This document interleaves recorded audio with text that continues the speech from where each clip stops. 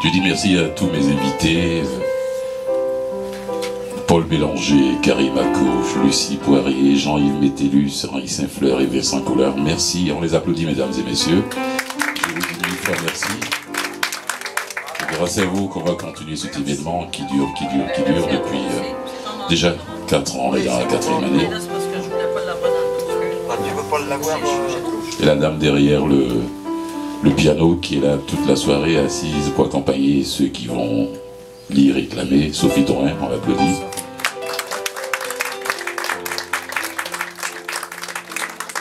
Je dis merci, un grand merci à nos partenaires. Quand je dis nos partenaires, j'ai toujours le petit sourire aux lèvres. Le Conseil des Arts du Canada, le Conseil des Arts et des Lettres du Québec, la Caisse des Jardins de Lorimier-Villeray, sans oublier Françoise David qui nous a fait un chèque aussi. Est-ce qu'on peut les applaudir, mesdames et messieurs? Ouais. Bon, c'était pas pour les élections, c'était bien avant les élections. Hein. Je rigole, ouais. Alors, la poésie, cet événement, c'est pour la promotion, la divulgation et la démocratisation de la poésie. Parce qu'il y a pas mal de gens qui pensent que la poésie, c'est une affaire d'intello. Non, la poésie appartient à tout le monde, n'appartient à personne. Et la poésie, c'est dans le regard, dans le petit sourire, dans les petits gestes de la vie de tous les jours. Et chacun de nous est poète quelque part, sans le savoir. Quand il y a des amis ou bien des connaissances qui me disent « Fulgence, je comprends rien à la poésie, je viens pas à tes événements », je dis « Mais qu'est-ce que tu veux comprendre? Quand tu écoutes la musique, qu'est-ce que tu comprends là-dedans? Laisse-toi aller, puis c'est tout. » C'est pareil. Ouais, c'est ça la poésie. Et puis, Karim, où est-ce qu'il est? Il est prêt déjà. On va commencer avec le premier invité, Karim Akouche. Quelqu'un que j'ai connu depuis quelques années d'ailleurs. Ça fait même pas 10 ans qu'il est à Montréal, mais son parcours est comme ça. Originaire de la Kabylie, qui a vécu en France et étudié bien sûr avant de débarquer à Montréal en 2008. Il est auteur, romancier, dramaturge, poète en même temps. J'ai assisté à 2 de ses pièces de théâtre à la Place des Arts. La toute dernière, c'est « Toute femme est une étoile qui pleure ». Ouais, on a eu 4 ou 5 belles soirées. C'était les 10, les 11, 12, 13 octobre 2013. Et cette même pièce reprend du 18 au 20 septembre, toujours à la Place des Arts. C'est bien ça qui arrive. Ouais. Il a créé une maison d'édition, Dialogue Nord-Sud. Alors dans la salle, s'il y a des gens qui aimeraient publier des recueils, des romans, des essais, vous pouvez le contacter. Mesdames et messieurs, on accueille chaleureusement Karim Akouche.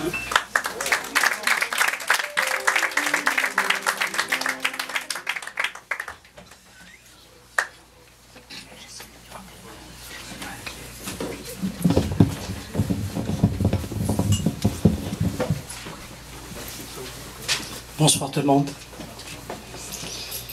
Je vais vous lire un poème que j'ai écrit à la mémoire d'un ami que j'ai perdu l'année dernière en France. Dans la voûte, chargée de cygnes et de cendres, les oiseaux cloués au nuage rappellent une armée de fourmis s'acharnant sur une abeille morte. L'onde emporte les débris. Le miroir, reflet vague, déforme le masque des êtres et des choses. assis à ma peine, les yeux suspendus à mon étoile, je rêve comme d'autres font l'aumône. Trop de tout, rien qui révèle l'âme, le crépuscule n'a rien apporté. La nuit invite à l'abîme, l'aube prend des airs de bourrasque, et mes pas, oui, mes pas, s'estampent dans les mirages. Je suis maudit par les fables que je n'ai pas pu retenir, par les larmes que je n'ai pas su sécher. Les valeurs d'antan ont changé et celles qui arrivent ont le goût du colchique. On vient toujours confier aux arbres et aux cailloux qu'on s'en va là-bas et ailleurs, qu'on regrette d'aimer et de haïr. Cinglante vérité que le poème qui dit le doute, qui peint l'éphémère. Tous les mots mènent au chaos, au soupir, au remords, aux chimères, à l'avarie, à la raison du plus fou, à la folie du plus fort, comme une felouque qui tombe à la renverse, chavirant au large du néant. Le verbe aller est mystification. Il berne naïf et livre aux idiots des arrière-mondes. On vient, on s'en va, puis on rit, puis on pleure, puis on tire sa révérence comme on déchire une photographie. Au partir, quand on ignore la destination, comment revenir lorsque l'aiguille se moque de la cadence? La vie est un artifice. Elle vaut ce qu'elle coûte. Elle ne dure pas ce qu'elle promet. La vie est un jeu de dés. On émise son innocence. On y perd sa dignité. La vie est une topie qui virevolte. Une pelote qu'on défait. Une orange qu'on épluche. Une feuille de vigne que traque le vent. La vie est la chic note que le maître donne à l'écolier qui gesticule. La vie est le papillon que l'aigle à peau vole. Dites-moi, ô Dieu des terres hantées, comment recouvrer l'insouciance? Je suis né pour jouer, mais il y a de cela jadis. Désormais, je vis pour ne plus être. Merci.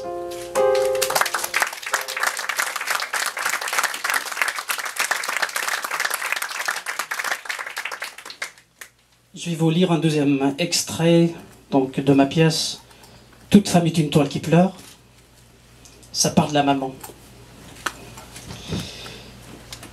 Et je revois ma mère, le dos courbé comme un dôme, les talons gercés, le front plissé, un enfant mordant son sein, et moi, griffant ses joues. Je la revois se débattre comme un roseau contre les tempêtes et donner des graines à ses coqs, à ses chatons, à ses moucherons. Dans sa demeure entorchie, il se prenait la tête à 10 doigts et remplissait une cruche de larmes qu'elle buvait quand elle avait faim, qu'elle brisait quand elle avait soif.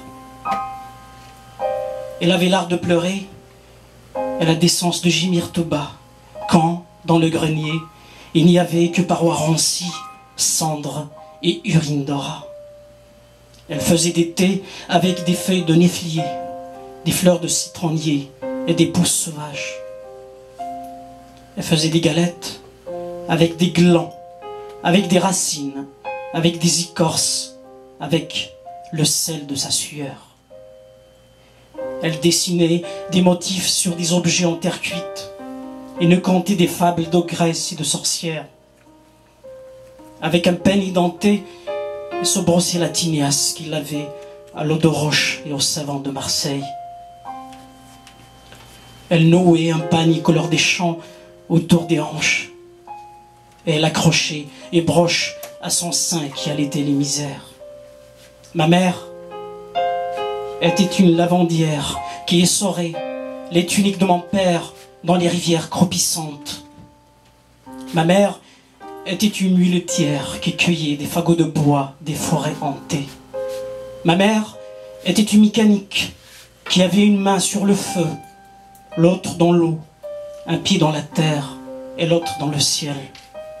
Ma mère était belle et racée, triste comme un poème, brave comme la poussière, douce comme une divinité qui boite. Ma mère réside dans la déchirure de l'humanité, dans la faille du temps. Ma mère appartient à la civilisation du silence.